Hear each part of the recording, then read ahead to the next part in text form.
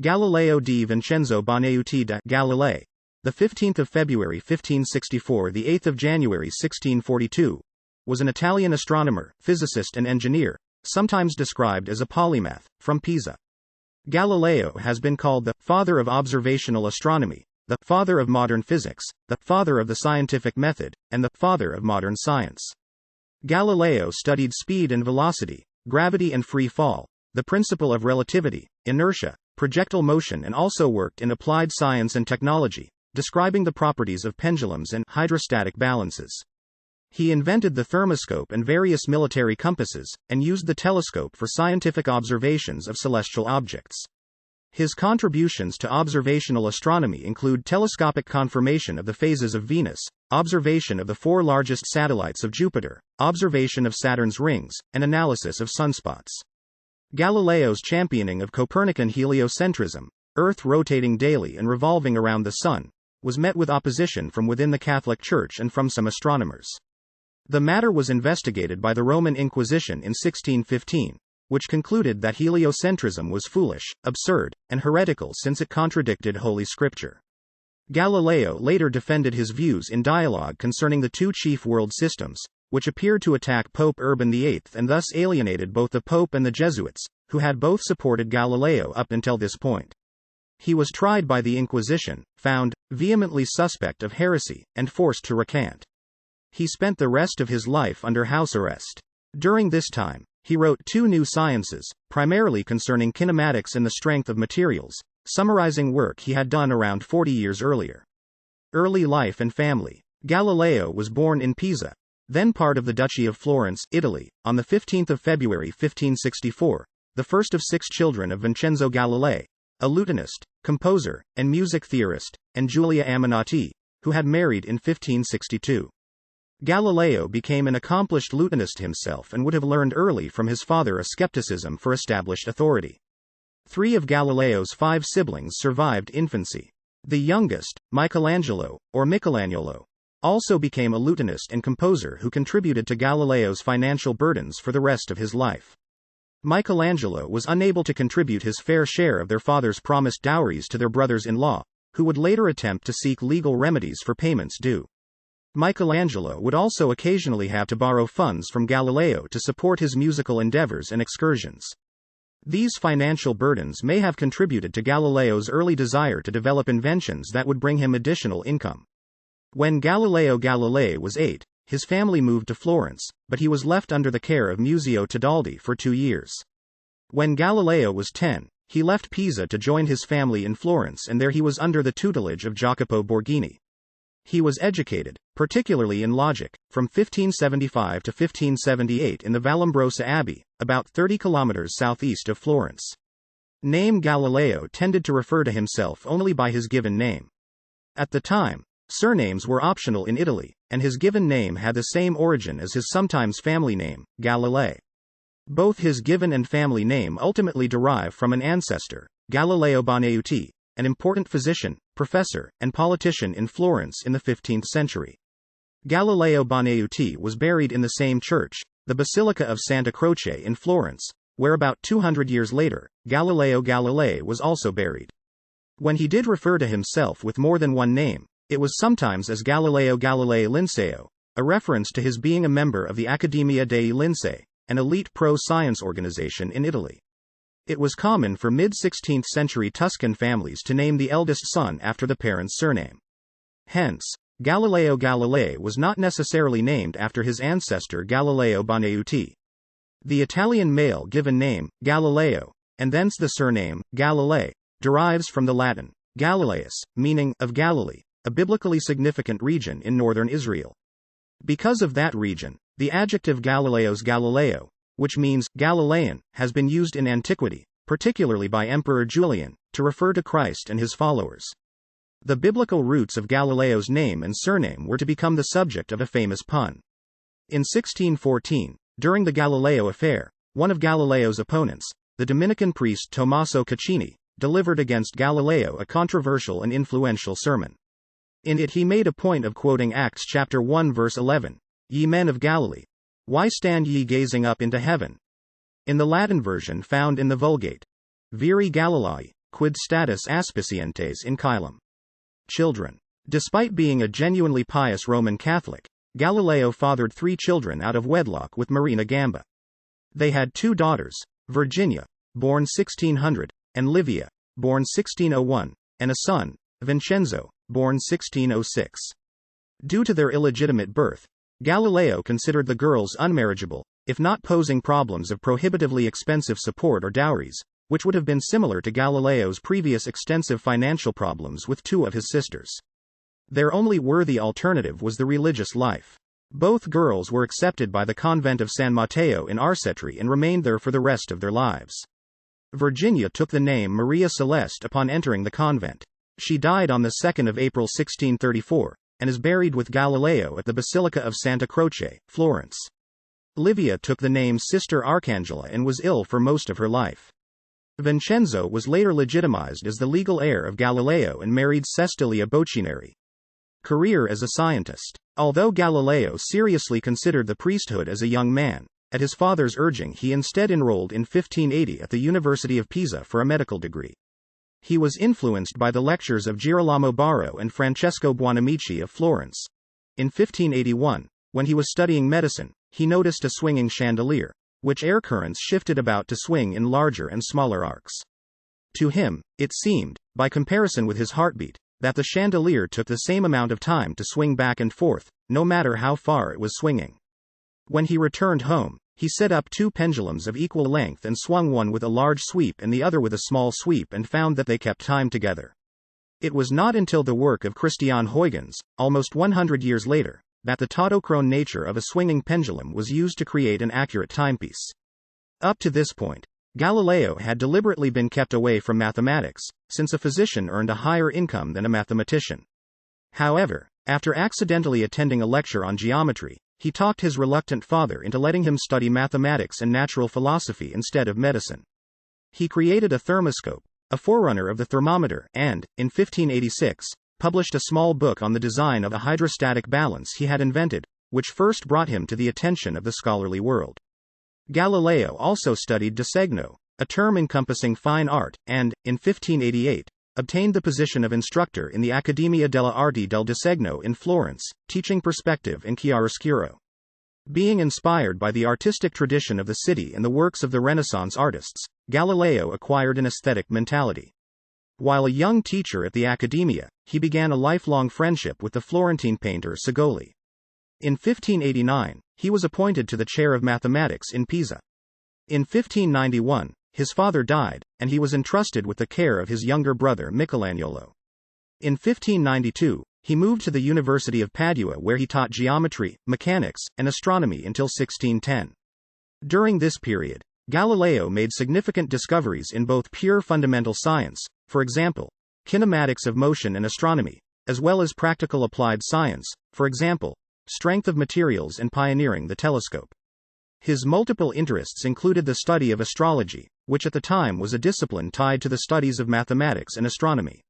Astronomy. Kepler's supernova. Tycho Brahe and others had observed the supernova of 1572. Ottavio Brenzoni's letter of 15 January 1605 to Galileo brought the 1572 supernova and the less bright nova of 1601 to Galileo's notice. Galileo observed and discussed Kepler's supernova in 1604. Since these new stars displayed no detectable diurnal parallax, Galileo concluded that they were distant stars, and, therefore, disproved the Aristotelian belief in the immutability of the heavens. Refracting telescope. Based only on uncertain descriptions of the first practical telescope which Hans Lippershey tried to patent in the Netherlands in 1608, Galileo, in the following year, made a telescope with about 3x magnification. He later made improved versions with up to about 30x magnification. With a Galilean telescope, the observer could see magnified, upright images on the Earth. It was what is commonly known as a terrestrial telescope or a spyglass. He could also use it to observe the sky. For a time he was one of those who could construct telescopes good enough for that purpose. On the 25th of August 1609, he demonstrated one of his early telescopes, with a magnification of about 8 or 9, to Venetian lawmakers. His telescopes were also a profitable sideline for Galileo, who sold them to merchants who found them useful both at sea and as items of trade. He published his initial telescopic astronomical observations in March 1610 in a brief treatise entitled Sidereus Nuncius, Starry Messenger. Moon. On the 30th of November 1609, Galileo aimed his telescope at the moon. While not being the first person to observe the moon through a telescope, English mathematician Thomas Harriot had done it 4 months before but only saw strange spottedness. Galileo was the first to deduce the cause of the uneven waning as light occlusion from lunar mountains and craters. In his study, he also made topographical charts, estimating the heights of the mountains. The moon was not what was long thought to have been a translucent and perfect sphere, as Aristotle claimed, and hardly the first planet, an eternal pearl to magnificently ascend into the heavenly empyrean, as put forth by Dante. Galileo is sometimes credited with the discovery of the lunar libration in latitude in 1632, although Thomas Harriot or William Gilbert might have done it before. A friend of Galileo's, the painter Segoli, included a realistic depiction of the moon in one of his paintings, though probably used his own telescope to make the observation. Jupiter's moons. On the 7th of January 1610, Galileo observed with his telescope what he described at the time as 3 fixed stars, totally invisible by their smallness, all close to Jupiter, and lying on a straight line through it. Observations on subsequent nights showed that the positions of these stars, relative to Jupiter, were changing in a way that would have been inexplicable if they had really been fixed stars. On the 10th of January, Galileo noted that one of them had disappeared, an observation which he attributed to its being hidden behind Jupiter. Within a few days, he concluded that they were orbiting Jupiter. He had discovered 3 of Jupiter's 4 largest moons. He discovered the 4th on the 13th of January. Galileo named the group of 4 the Medicean stars, in honor of his future patron, Cosimo II de' Medici, Grand Duke of Tuscany, and Cosimo's 3 brothers. Later astronomers, however, renamed them Galilean satellites in honor of their discoverer. These satellites were independently discovered by Simon Marius on the 8th of January 1610 and are now called Io, Europa, Ganymede, and Callisto, the names given by Marius in his Mundus Iovialis published in 1614. Galileo's observations of the satellites of Jupiter caused a revolution in astronomy. A planet with smaller planets orbiting it did not conform to the principles of Aristotelian cosmology, which held that all heavenly bodies should circle the Earth, and many astronomers and philosophers initially refused to believe that Galileo could have discovered such a thing. His observations were confirmed by the observatory of Christopher Clavius, and he received a hero's welcome when he visited Rome in 1611. Galileo continued to observe the satellites over the next 18 months, and by mid-1611, he had obtained remarkably accurate estimates for their periods, a feat which Johannes Kepler had believed impossible. Phases of Venus. From September 1610, Galileo observed that Venus exhibits a full set of phases similar to that of the Moon. The heliocentric model of the solar system developed by Nicolaus Copernicus predicted that all phases would be visible since the orbit of Venus around the Sun would cause its illuminated hemisphere to face the Earth when it was on the opposite side of the Sun and to face away from the Earth when it was on the Earth side of the Sun. In Ptolemy's geocentric model, it was impossible for any of the planet's orbits to intersect the spherical shell carrying the Sun. Traditionally, the orbit of Venus was placed entirely on the near side of the Sun, where it could exhibit only crescent and new phases. It was also possible to place it entirely on the far side of the Sun, where it could exhibit only gibbous and full phases. After Galileo's telescopic observations of the crescent, gibbous and full phases of Venus, the Ptolemaic model became untenable. In the early 17th century, as a result of his discovery, the great majority of astronomers converted to one of the various geo-heliocentric planetary models, such as the Tychonic, Capellan and extended Capellan models, each either with or without a daily rotating Earth. These all explained the phases of Venus without the refutation of full heliocentrism's prediction of stellar parallax. Galileo's discovery of the phases of Venus was thus his most empirically practically influential contribution to the two-stage transition from full geocentrism to full heliocentrism via geo-heliocentrism. Saturn and Neptune. In 1610, Galileo also observed the planet Saturn, and at first mistook its rings for planets, thinking it was a three-bodied system. When he observed the planet later, Saturn's rings were directly oriented at Earth, causing him to think that 2 of the bodies had disappeared. The rings reappeared when he observed the planet in 1616, further confusing him. Galileo observed the planet Neptune in 1612. It appears in his notebooks as one of many unremarkable dim stars. He did not realize that it was a planet, but he did note its motion relative to the stars before losing track of it. Sunspots. Galileo made naked eye and telescopic studies of sunspots. Their existence raised another difficulty with the unchanging perfection of the heavens as posited in orthodox Aristotelian celestial physics. An apparent annual variation in their trajectories, observed by Francesco Sizzi and others in 1612 to 1613, also provided a powerful argument against both the Ptolemaic system and the geo-heliocentric system of Tycho Brahe. A dispute over claimed priority in the discovery of sunspots, and in their interpretation, led Galileo to a long and bitter feud with the Jesuit Christoph Scheiner. In the middle was Mark Welser, to whom Scheiner had announced his discovery, and who asked Galileo for his opinion. Both of them were unaware of Johannes Fabricius' earlier observation and publication of sunspots. Milky Way and stars. Galileo observed the Milky Way, previously believed to be nebulous, and found it to be a multitude of stars packed so densely that they appeared from Earth to be clouds.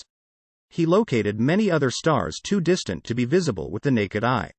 He observed the double star Mizar in Ursa Major in 1617. In the Starry Messenger, Galileo reported that stars appeared as mere blazes of light, essentially unaltered in appearance by the telescope, and contrasted them to planets, which the telescope revealed to be disks. But shortly thereafter, in his letters on sunspots, he reported that the telescope revealed the shapes of both stars and planets to be quite round. From that point forward, he continued to report that telescopes showed the roundness of stars, and that stars seen through the telescope measured a few seconds of arc in diameter. He also devised a method for measuring the apparent size of a star without a telescope. As described in his dialogue concerning the two chief world systems, his method was to hang a thin rope in his line of sight to the star and measure the maximum distance from which it would wholly obscure the star. From his measurements of this distance and of the width of the rope, he could calculate the angle subtended by the star at his viewing point. In his dialogue, he reported that he had found the apparent diameter of a star of first magnitude to be no more than 5 arcseconds, and that of one of sixth magnitude to be about 6 arcseconds. Like most astronomers of his day, Galileo did not recognize that the apparent sizes of stars that he measured were spurious, caused by diffraction and atmospheric distortion, and did not represent the true sizes of stars. However, Galileo's values were much smaller than previous estimates of the apparent sizes of the brightest stars, such as those made by Brahe, and enabled Galileo to counter anti-Copernican arguments such as those made by Tycho that these stars would have to be absurdly large for their annual parallaxes to be undetectable.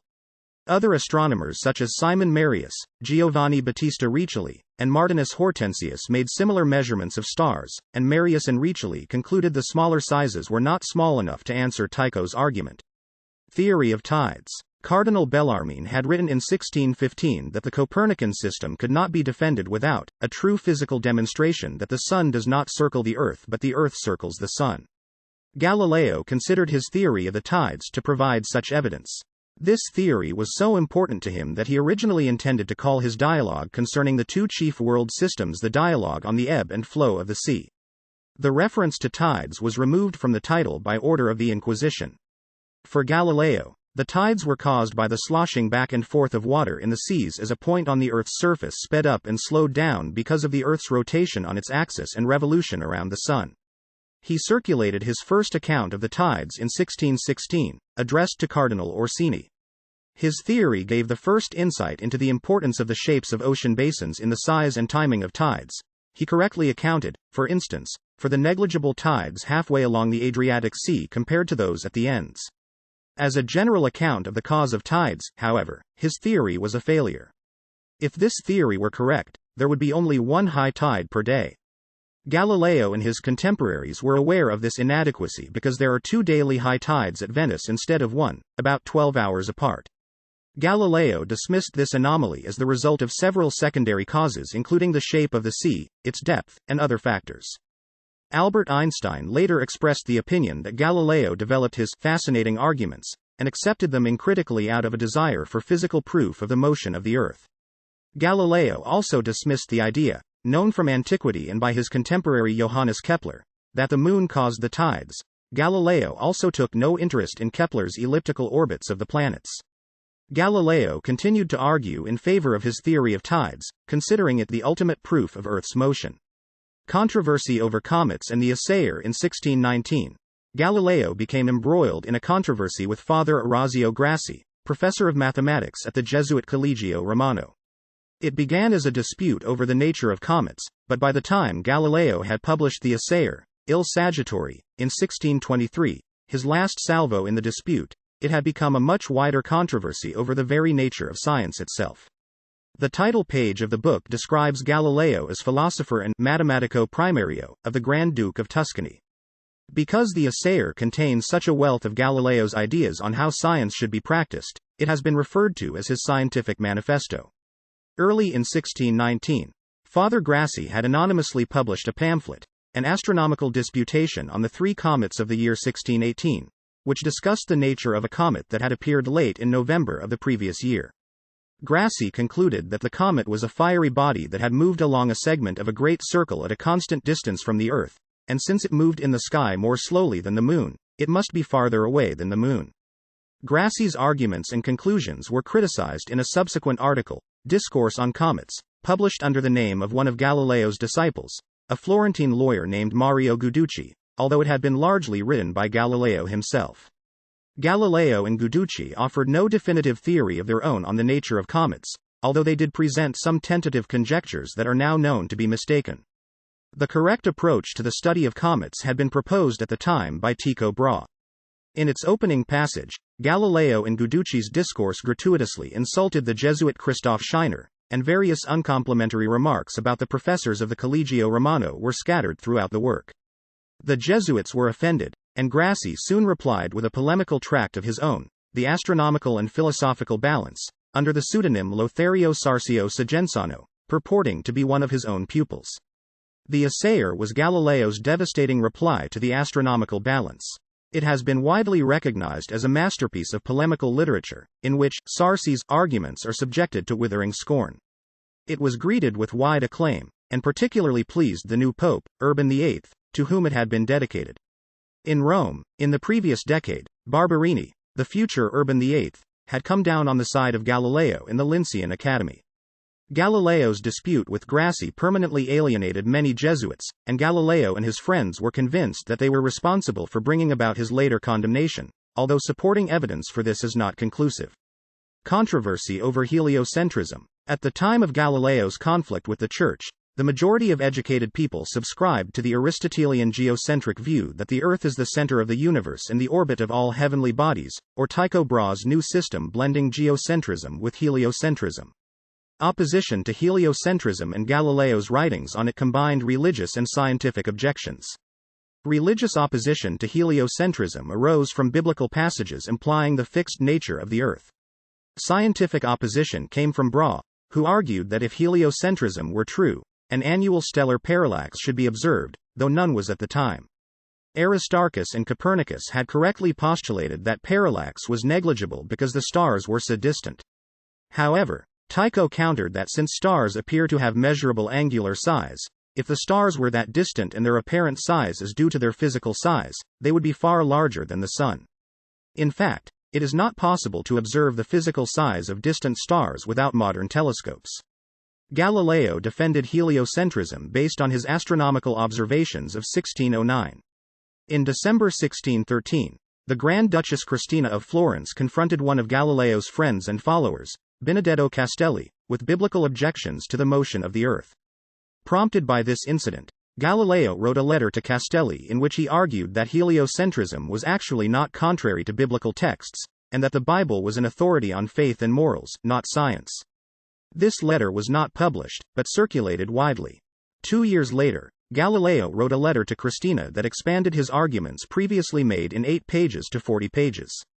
By 1615, Galileo's writings on heliocentrism had been submitted to the Roman Inquisition by Father Niccolò Lorini, who claimed that Galileo and his followers were attempting to reinterpret the Bible, which was seen as a violation of the Council of Trent and looked dangerously like Protestantism. Lorini specifically cited Galileo's letter to Castelli. Galileo went to Rome to defend himself and his ideas.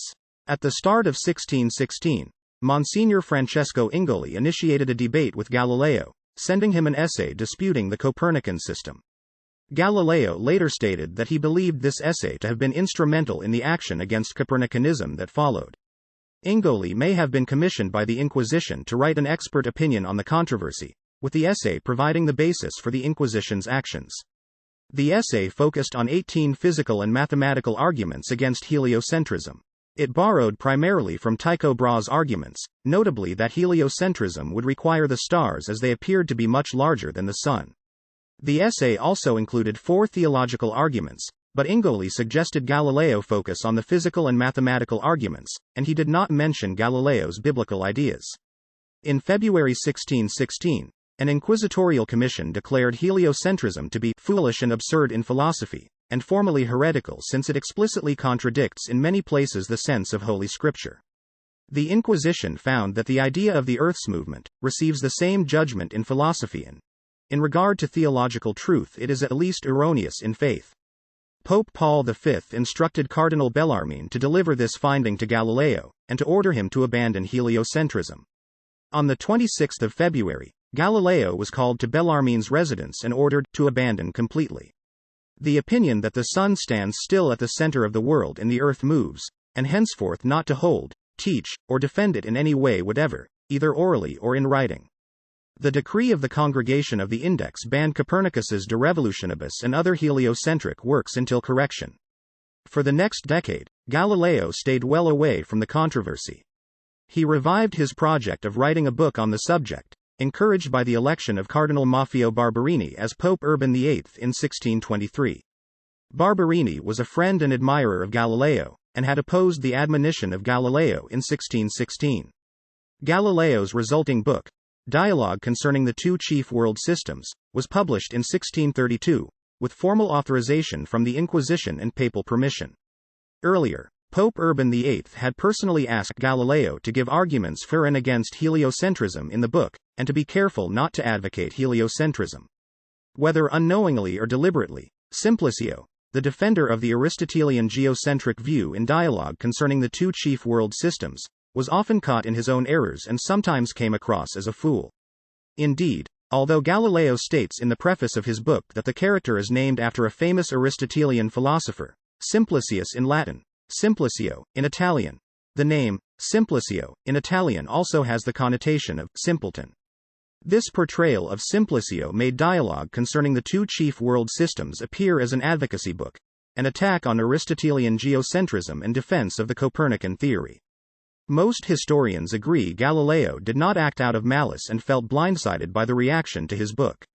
However, the Pope did not take the suspected public ridicule lightly, nor the Copernican advocacy.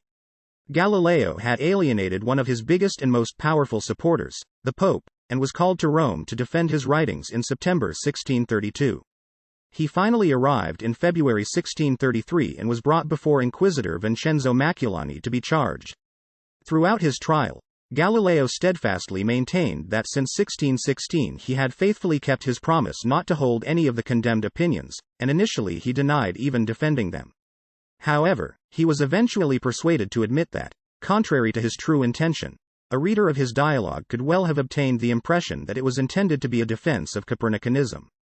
In view of Galileo's rather implausible denial that he had ever held Copernican ideas after 1616 or ever intended to defend them in the dialogue, his final interrogation, in July 1633, concluded with his being threatened with torture if he did not tell the truth, but he maintained his denial despite the threat.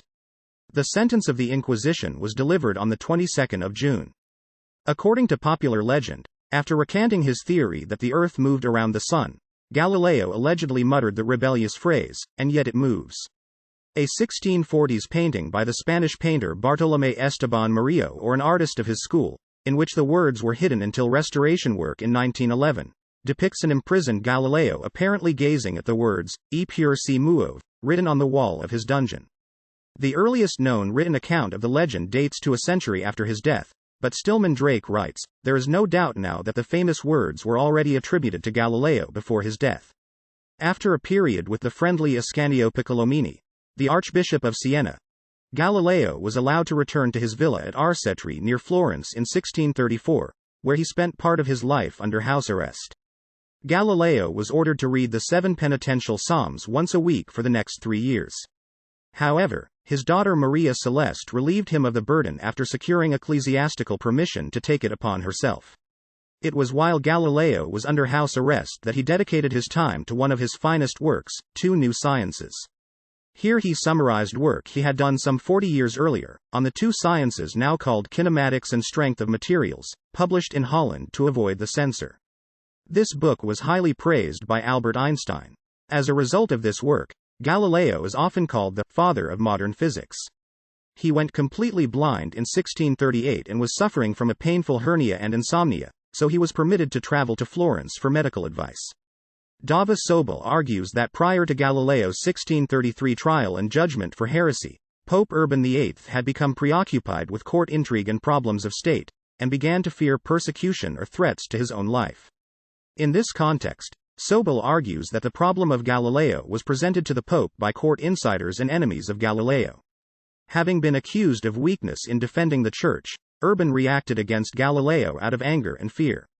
Death. Galileo continued to receive visitors until 1642, when, after suffering fever and heart palpitations, he died on the 8th of January 1642, aged 77. The Grand Duke of Tuscany, Ferdinando II, wished to bury him in the main body of the Basilica of Santa Croce, next to the tombs of his father and other ancestors, and to erect a marble mausoleum in his honor. These plans were dropped, however, after Pope Urban VIII and his nephew, Cardinal Francesco Barberini, protested, because Galileo had been condemned by the Catholic Church for vehement suspicion of heresy. He was instead buried in a small room next to the novices' chapel at the end of a corridor from the southern transept of the basilica to the sacristy. He was reburied in the main body of the basilica in 1737 after a monument had been erected there in his honor. During this move, 3 fingers and a tooth were removed from his remains. These fingers are currently on exhibition at the Museo Galileo in Florence, Italy. Scientific contributions. Scientific methods. Galileo made original contributions to the science of motion through an innovative combination of experiment and mathematics. More typical of science at the time were the qualitative studies of William Gilbert on magnetism and electricity. Galileo's father, Vincenzo Galilei, a lutenist and music theorist, had performed experiments establishing perhaps the oldest known nonlinear relation in physics. For a stretched string, the pitch varies as the square root of the tension. These observations lay within the framework of the Pythagorean tradition of music, well known to instrument makers, which included the fact that subdividing a string by a whole number produces a harmonious scale. Thus, a limited amount of mathematics had long related music and physical science, and young Galileo could see his own father's observations expand on that tradition. Galileo was one of the first modern thinkers to clearly state that the laws of nature are mathematical. In the Assayer, he wrote, "Philosophy is written in this grand book, the universe. It is written in the language of mathematics, and its characters are triangles, circles, and other geometric figures." His mathematical analyses are a further development of a tradition employed by late scholastic natural philosophers, which Galileo learned when he studied philosophy. His work marked another step towards the eventual separation of science from both philosophy and religion, a major development in human thought. He was often willing to change his views in accordance with observation. In order to perform his experiments, Galileo had to set up standards of length and time, so that measurements made on different days and in different laboratories could be compared in a reproducible fashion. This provided a reliable foundation on which to confirm mathematical laws using inductive reasoning. Galileo showed a modern appreciation for the proper relationship between mathematics, theoretical physics, and experimental physics. He understood the parabola, both in terms of conic sections and in terms of the ordinate varying as the square of the abscissa. Galileo further asserted that the parabola was the theoretically ideal trajectory of a uniformly accelerated projectile in the absence of air resistance or other disturbances. He conceded that there are limits to the validity of this theory, noting on theoretical grounds that a projectile trajectory of a size comparable to that of the Earth could not possibly be a parabola, but he nevertheless maintained that for distances up to the range of the artillery of his day, the deviation of a projectile's trajectory from a parabola would be only very slight. Astronomy. In Galileo's 1604 observation of Kepler's supernova and his conclusion that it was a group of distant stars, Galileo disproved the Aristotelian notion of the immutability of the heavens. Using his refracting telescope, Galileo observed in late 1609 that the surface of the moon is not smooth. Early the next year, he observed the 4 largest moons of Jupiter. Later in 1610, he observed the phases of Venus, a proof of heliocentrism, as well as Saturn, though he thought the planet's rings were two other planets. In 1612, he observed Neptune and noted its motion, but did not identify it as a planet. Galileo made studies of sunspots, the Milky Way, and made various observations about stars, including how to measure their apparent size without a telescope. Engineering. Galileo made a number of contributions to what is now known as engineering, as distinct from pure physics. Between 1595 and 1598, Galileo devised and improved a geometric and military compass suitable for use by gunners and surveyors. This expanded on earlier instruments designed by Niccolò Tartaglia and Guidobaldo del Monte. For gunners, it offered, in addition to a new and safer way of elevating cannons accurately, a way of quickly computing the charge of gunpowder for cannonballs of different sizes and materials. As a geometric instrument, it enabled the construction of any regular polygon, computation of the area of any polygon or circular sector, and a variety of other calculations. Under Galileo's direction, instrument maker Marcantonio Mazzoleni produced more than 100 of these compasses, which Galileo sold, along with an instruction manual he wrote, for 50 lire, and offered a course of instruction in the use of the compasses for 120 lire. In 1593, Galileo constructed a thermometer, using the expansion and contraction of air in a bulb to move water in an attached tube. In 1609, Galileo was, along with Englishman Thomas Harriot and others, among the first to use a refracting telescope as an instrument to observe stars, planets or moons. The name, telescope, was coined for Galileo's instrument by a Greek mathematician, Giovanni Domitiani, at a banquet held in 1611 by Prince Federico Cesi to make Galileo a member of his Accademia dei Lincei. In 1610, he used a telescope at close range to magnify the parts of insects. By 1624, Galileo had used a compound microscope. He gave one of these instruments to Cardinal Zollern in May of that year for presentation to the Duke of Bavaria, and in September, he sent another to Prince Cesi. The Linceians played a role again in naming the microscope. A year later, when fellow Academy member Giovanni Faber coined the word for Galileo's invention from the Greek words mikron meaning small, and skopon meaning to look at. The word was meant to be analogous with telescope. Illustrations of insects made using one of Galileo's microscopes and published in 1625 appear to have been the first clear documentation of the use of a compound microscope. In 1612, having determined the orbital periods of Jupiter's satellites, Galileo proposed that with sufficiently accurate knowledge of their orbits, one could use their positions as a universal clock, and this would make possible the determination of longitude. He worked on this problem from time to time during the remainder of his life, but the practical problems were severe. The method was first successfully applied by Giovanni Domenico Cassini in 1681 and was later used extensively for large land surveys. This method, for example, was used to survey France, and later by Zebulon Pike of the Midwestern United States in 1806. For sea navigation, where delicate telescopic observations were more difficult, the longitude problem eventually required the development of a practical portable marine chronometer, such as that of John Harrison. Late in his life, when totally blind, Galileo designed an escapement mechanism for a pendulum clock, called Galileo's escapement, although no clock using this was built until after the first fully operational pendulum clock was made by Christian Huygens in the 1650s. Galileo was invited on several occasions to advise on engineering schemes to alleviate river flooding. In 1630, Mario Guiducci was probably instrumental in ensuring that he was consulted on a scheme by Bartolotti to cut a new channel for the Bisenzio River near Florence. Physics. Galileo's theoretical and experimental work on the motions of bodies, along with the largely independent work of Kepler and René Descartes, was a precursor of the classical mechanics developed by Sir Isaac Newton. Galileo conducted several experiments with pendulums. It is popularly believed, thanks to the biography by Vincenzo Viviani, that these began by watching the swings of the bronze chandelier in the Cathedral of Pisa, using his pulse as a timer. Later experiments are described in his two new sciences. Galileo claimed that a simple pendulum is isochronous, i.e. that its swings always take the same amount of time, independently of the amplitude. In fact, this is only approximately true, as was discovered by Christian Huygens. Galileo also found that the square of the period varies directly with the length of the pendulum. Galileo's son, Vincenzo, sketched a clock based on his father's theories in 1642. The clock was never built and, because of the large swings required by its verge escapement, would have been a poor timekeeper. Galileo is lesser known for, yet still credited with, being one of the first to understand sound frequency.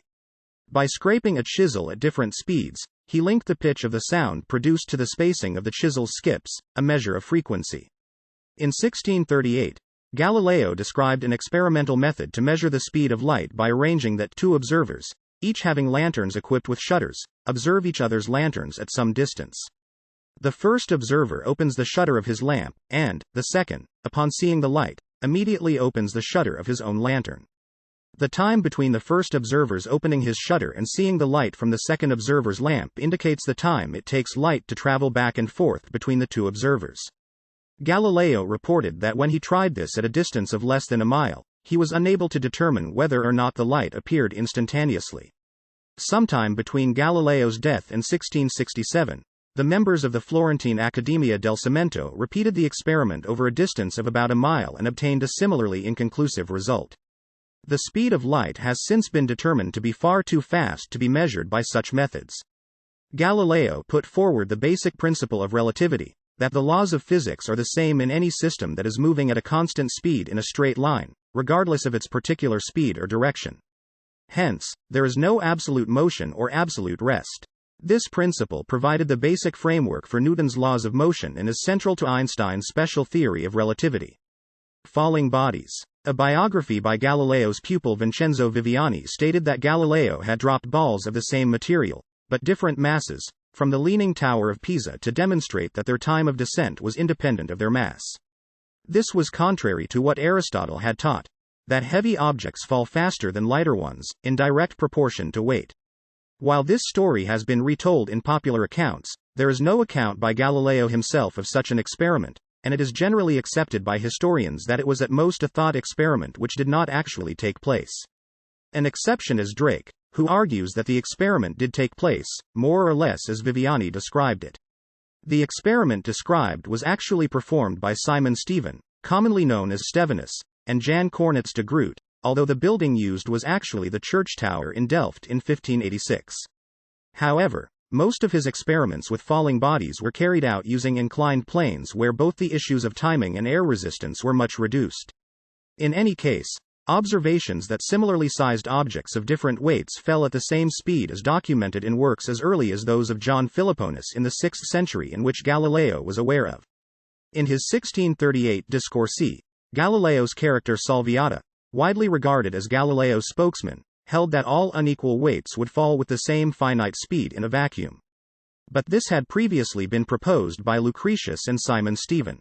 Cristiano Banti's Salviati also held it could be experimentally demonstrated by the comparison of pendulum motions in air with bobs of lead and of cork which had different weight but which were otherwise similar. Galileo proposed that a falling body would fall with a uniform acceleration, as long as the resistance of the medium through which it was falling remained negligible, or in the limiting case of its falling through a vacuum. He also derived the correct kinematical law for the distance traveled during a uniform acceleration starting from rest, namely, that it is proportional to the square of the elapsed time, dt.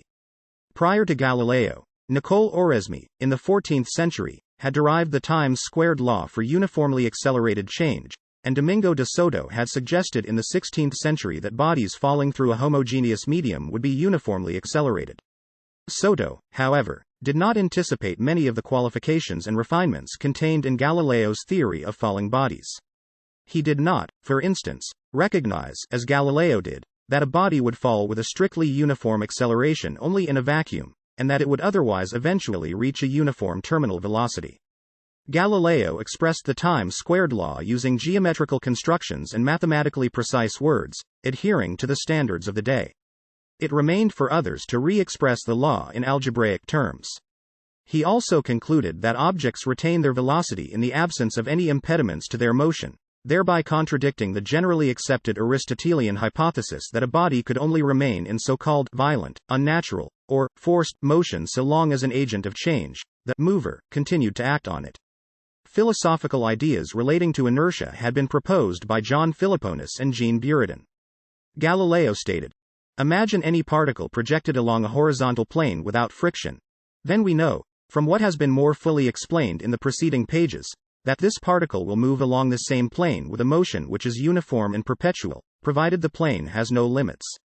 This was incorporated into Newton's laws of motion.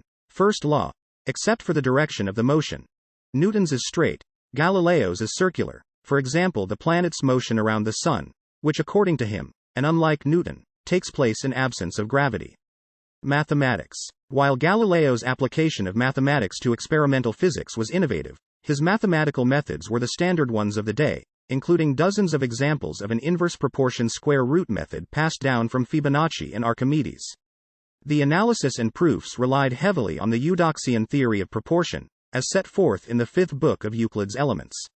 This theory had become available only a century before, thanks to accurate translations by Tartaglia and others, but by the end of Galileo's life, it was being superseded by the algebraic methods of Descartes. The concept now named Galileo's paradox was not original with him.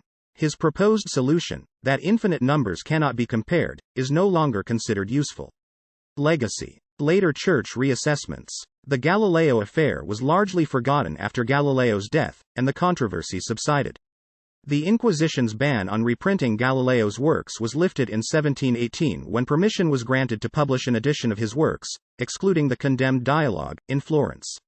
In 1741, Pope Benedict XIV authorized the publication of an edition of Galileo's complete scientific works, which included a mildly censored version of the Dialogue.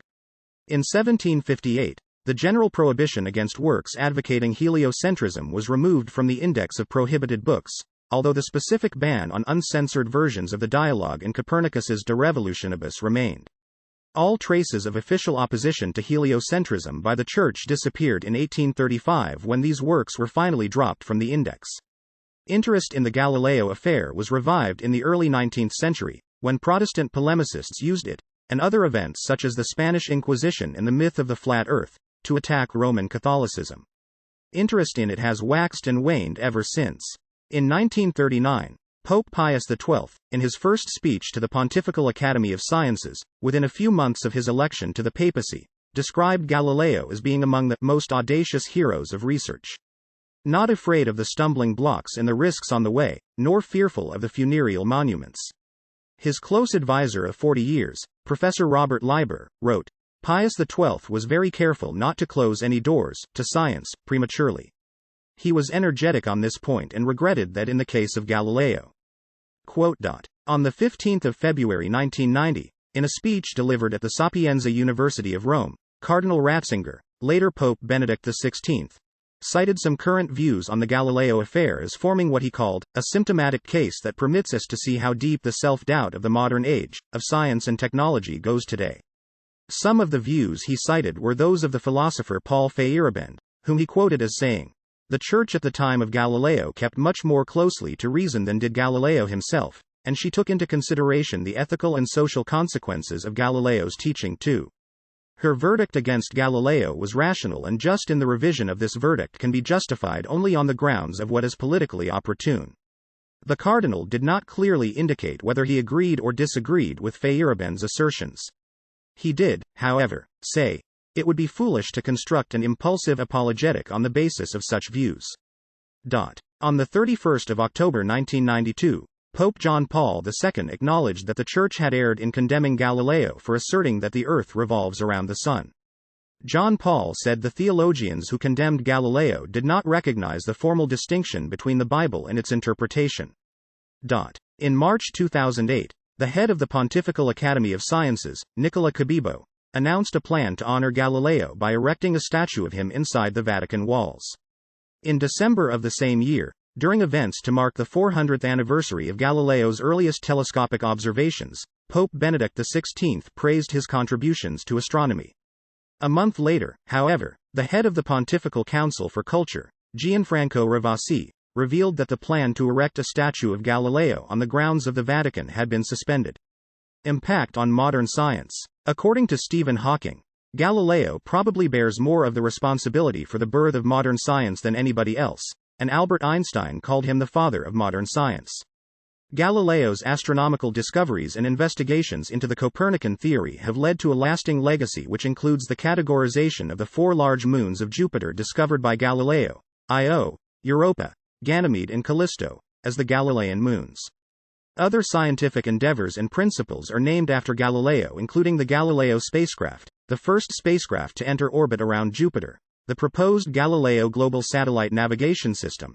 The transformation between inertial systems in classical mechanics denoted Galilean transformation in the Gal, sometimes known as the Galileo, which is a non-SI unit of acceleration. Partly because the year 2009 was the fourth centenary of Galileo's first recorded astronomical observations with the telescope, the United Nations scheduled it to be the International Year of Astronomy. A global scheme was laid out by the International Astronomical Union, also endorsed by UNESCO, the UN body responsible for educational, scientific and cultural matters. The International Year of Astronomy 2009 was intended to be a global celebration of astronomy and its contributions to society and culture, stimulating worldwide interest not only in astronomy but science in general, with a particular slant towards young people. Planet Galileo and asteroid 697 Galilea are named in his honor.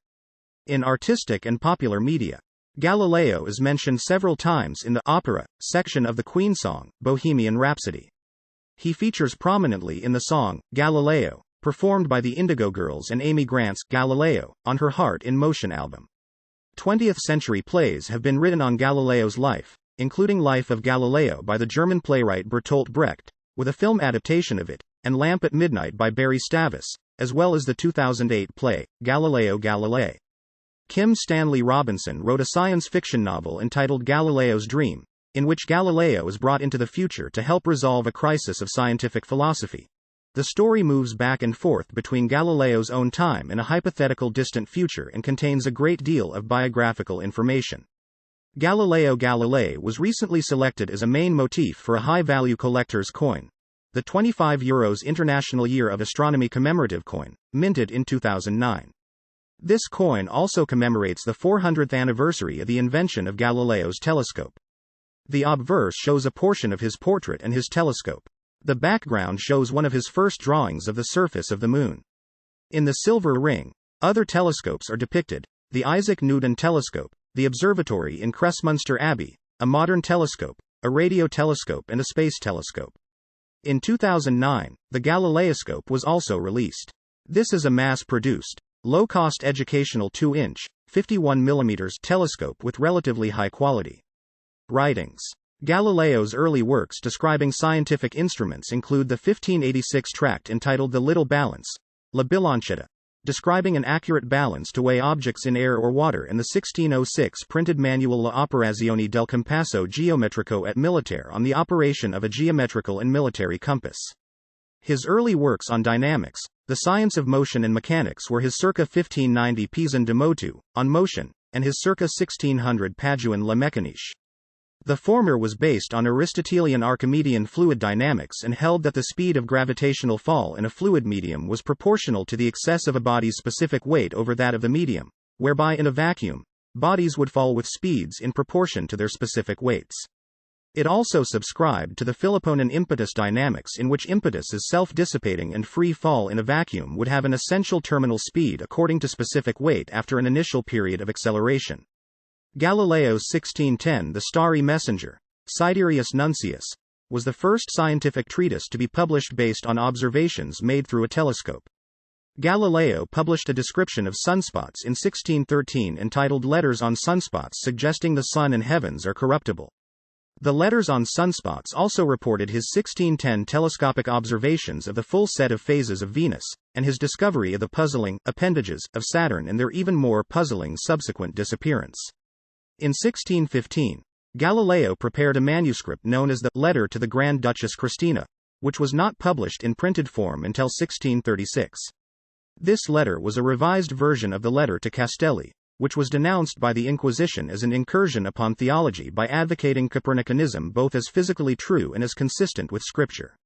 In 1616, after the order by the Inquisition for Galileo not to hold or defend the Copernican position, Galileo wrote the Discourse on the Tides, Discorso sul flusso e il riflusso del mare, based on the Copernican Earth, in the form of a private letter to Cardinal Orsini. In 1619, Mario Guiducci, a pupil of Galileo's, published a lecture written largely by Galileo under the title Discourse on the Comets, Discorso della Comete, arguing against the Jesuit interpretation of comets. In 1623, Galileo published the Assayer, Il Saggiatore, which attacked theories based on Aristotle's authority and promoted experimentation in the mathematical formulation of scientific ideas. The book was highly successful and even found support among the higher echelons of the Christian Church. Following the success of the Assayer, Galileo published the dialogue concerning the two chief world systems, Dialogo sopra I due massimi sistemi del mondo, in 1632. Despite taking care to adhere to the Inquisition's 1616 instructions, the claims in the book favoring Copernican theory and a non-geocentric model of the solar system led to Galileo being tried and banned on publication. Despite the publication ban, Galileo published his discourses and mathematical demonstrations relating to two new sciences, Discorsi e dimostrazioni matematiche, intorno a due nuove scienze, in 1638 in Holland, outside the jurisdiction of the Inquisition. Published written works. This audio uses material from the Wikipedia article Galileo Galilei n.wikipedia.org/wiki/Galileo_Galilei, which is released under the license Creative Commons. Attribution Share Alike 3.0 Unported. CC by SA 3.0 creativecommons.org/licenses/by SA/3.0